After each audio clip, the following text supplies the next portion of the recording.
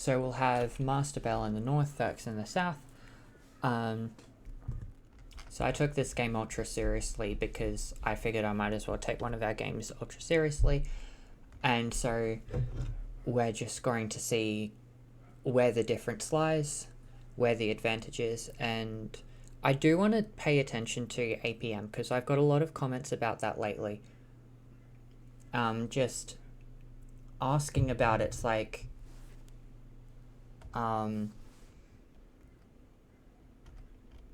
it's like, how do I get faster? What am I spending my time on? Those kinds of things. And so I'm just going to be possibly paying a lot more attention to where the camera is this game. Yeah.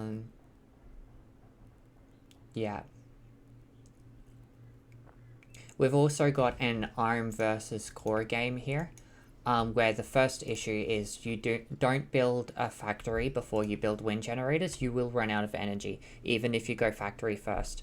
If you want to rush a factory, 2 wind generators for the factory.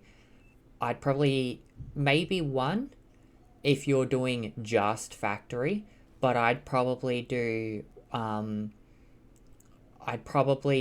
wind generators, then factory, then try to rush a pawn. Because even without the mechs, you're going to run out of energy. And just to compare where that puts compared to me, I have Commander, 2 metal extractors, and 3 wind generators. So there's no real advantage here. Now he can start building. So he has a slight time advantage, but that's basically taken up with the metal extractor. So yeah, you need those wind generators for the factory, which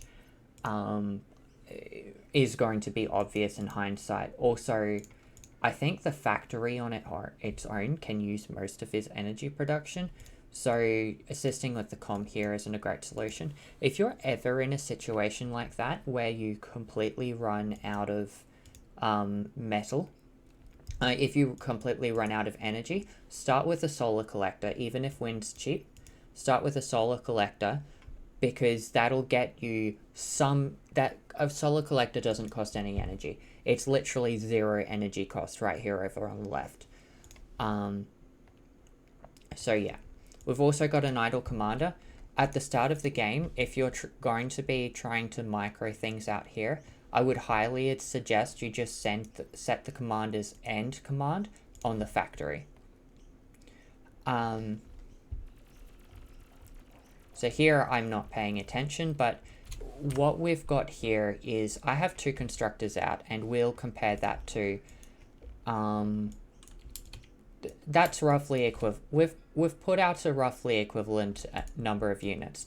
Therxyy has put out 4 pawns, and I've got 3 grunts, almost a 4th, and 2 constructors, and he's got 4 pawns up there plus 2 pawns back here, and a constructor, and is working on another constructor. So that's roughly equivalent. I've also got 2 more wind generators than him, which means that I'm excessing a tiny bit of energy, so maybe didn't need all of those wind generators, but that's relatively fine. What I want to point out here is Therxyy made a comment about something, about if I want to be up and aggressive, I need to use pawns, not ticks.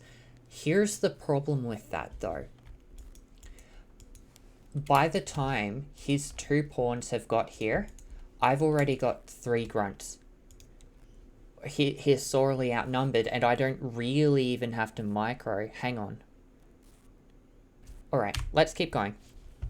So, actually, no, we were making a point about the number of grunts. So I'm not afraid to just throw these grunts out here, because I know I outnumber him, and now that he's moving back, he's going to be getting reinforcements, so I do have to pay attention to that. The other thing that Therxyy has done, he's walked this towards the hill.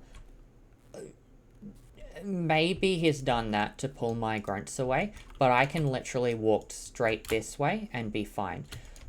By his pawns walk, a couple things. His pawn walking on an angle means it slowly gets closer to me, because it's not walking directly away from me. So that's one thing. The other thing is that by going up onto the hill, and this one's gonna die anyway, probably, but by going up onto the hill, he basically is suiciding it. Because it won't be able to run away on the hill. Not that it's going to be able to run away anyway, it's already in range and they've got equal speed. It's just something to keep in mind. But yeah, there's an entire point to be made here about because you're attacking on my side of the map, even though he outnumbers me by 50% with his army, half of his army hasn't even got to the battlefield yet. It's all the way back down here at his base. And that's a pretty big consideration for trying to be aggressive. This is why I almost universally try to be passive. Apart from scouting and raiding. Because I just know that they're going to have more units out on the map than I am. Yeah. Okay.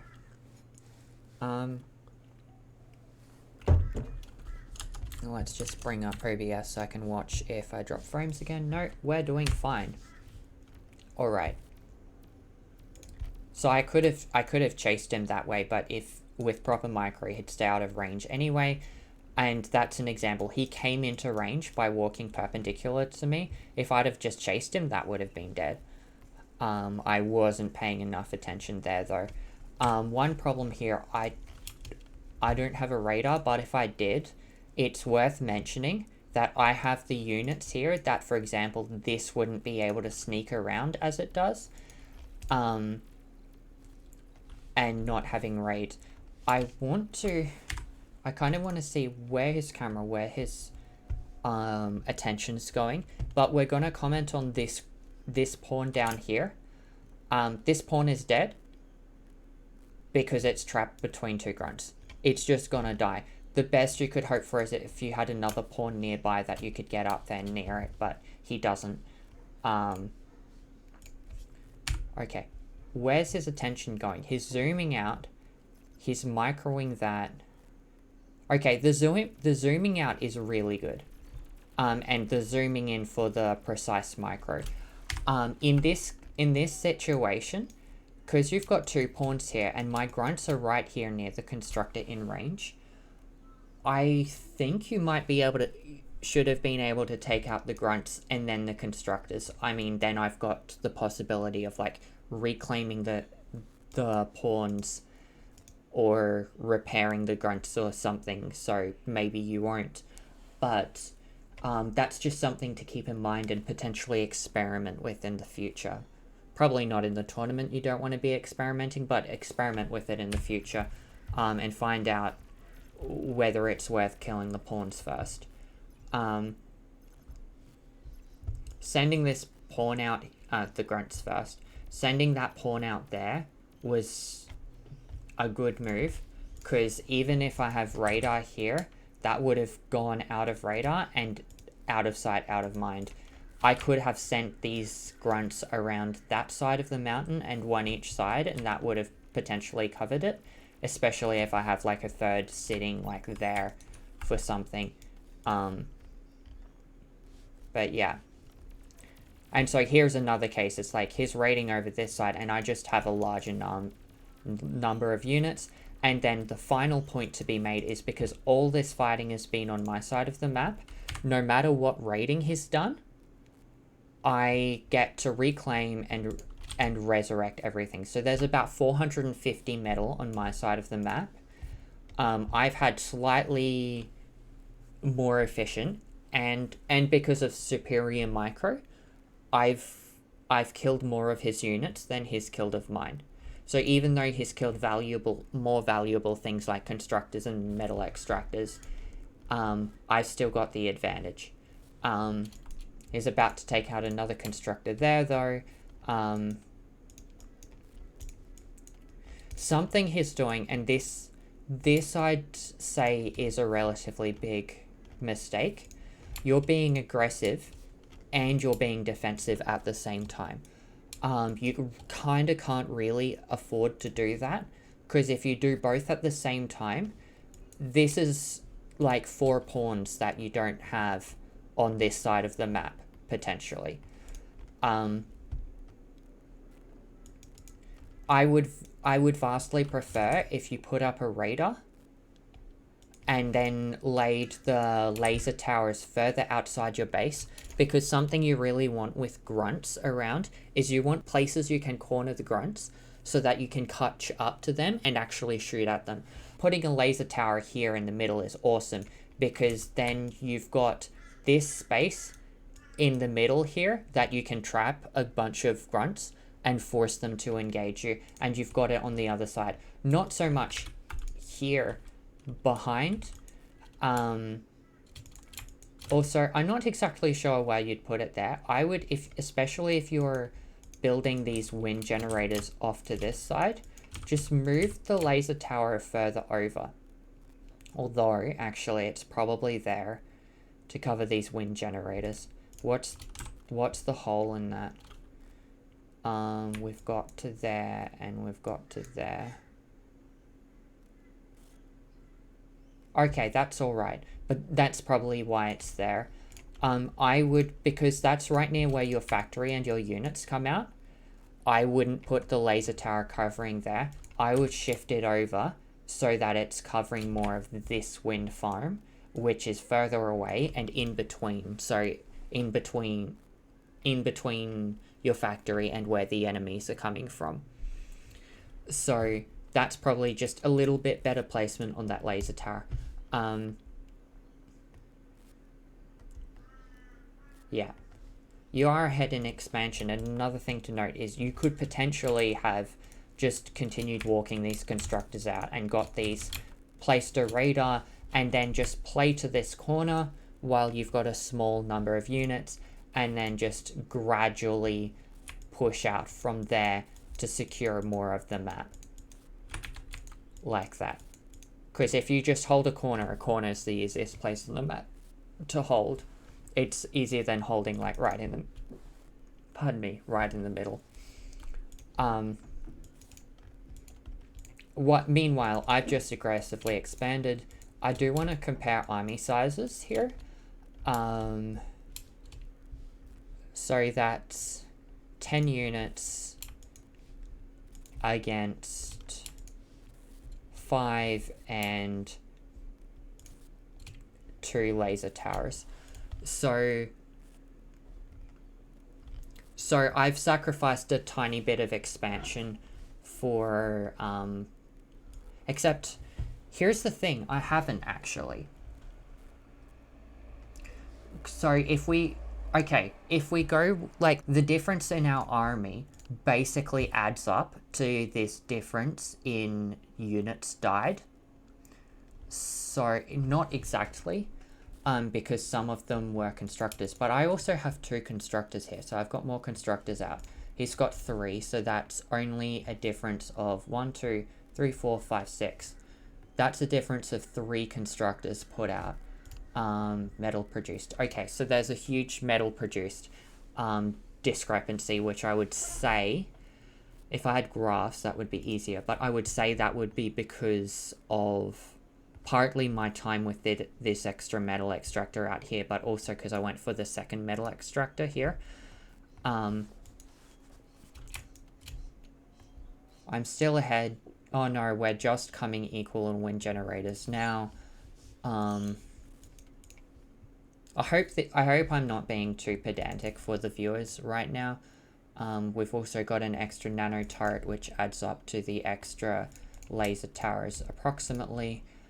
And then we've got that metal discrepancy, which is something of the discrepancy of what we've got in storage. Okay. I could have finished that nano turret a lot sooner if I'd have put this constructor there, because I didn't need the extra metal. Also, in my position, once I've got a ton of the army advantage, I don't know.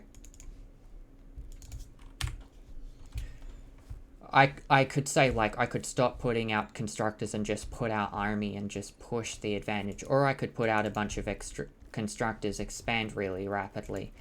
But yeah, because there's my other advantage is going to be like just like map control. Like I've got all the reclaim and stuff to get. Having the army advantage from the superior micro is going to allow me to just free expand over in this corner. Your Therxyy is going to try to do that in this corner, but I have the units out on the map to kind of control that. Like